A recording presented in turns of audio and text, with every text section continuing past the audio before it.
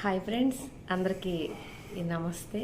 ఈరోజు మనం మాట్లాడుకోబోయే విషయం ఏంటంటే, రాంగ్కి రాంగే చేస్తున్నామా, తప్పుకి తప్పే చేస్తున్నామేమో.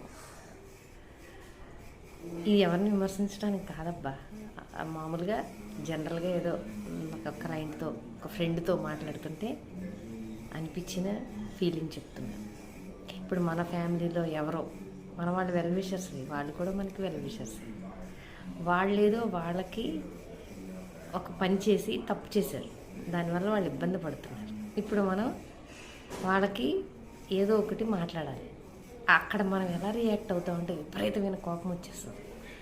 ఇట్లా చేసామేంటి, అట్లా చేయొచ్చు కదా, ఇది కదా అది కదా అని. అందరూ కాదు కానీ చాలామంది మీకు పొరపాటు చేస్తాం.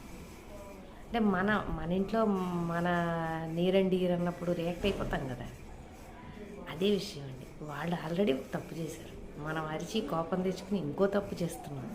ఇది అవసరం లేదేమో. ఇంకా కొంతమంది ఏం చేస్తుంటారంటే ఇంకా సైలెంట్, ఏది మాట్లాడరు, మనకి ఎందుకులే అన్నట్టుగా ఉండిపోతారు ఫ్యామిలీలో కూడా. కానీ కొంచెం ప్రయత్నం చేసి నిదానంగా మాట్లాడితే బాగుంటుందేమో అనేది నా ఉద్దేశం. ఇది తీసుకునే వాళ్ళని బట్టి ఉంటుంది, పరిస్థితులను బట్టి ఉంటుంది. కొంచెం మనం కొద్దిగా కామ్ అయితే పరిస్థితులన్నీ చక్కబడతాయి.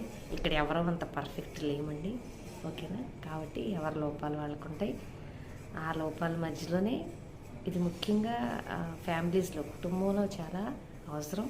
బాగా క్లోజ్ ఫ్రెండ్స్ అయితే వాళ్ళ మధ్య కూడా ఇది అవసరమే, ఓకేనా?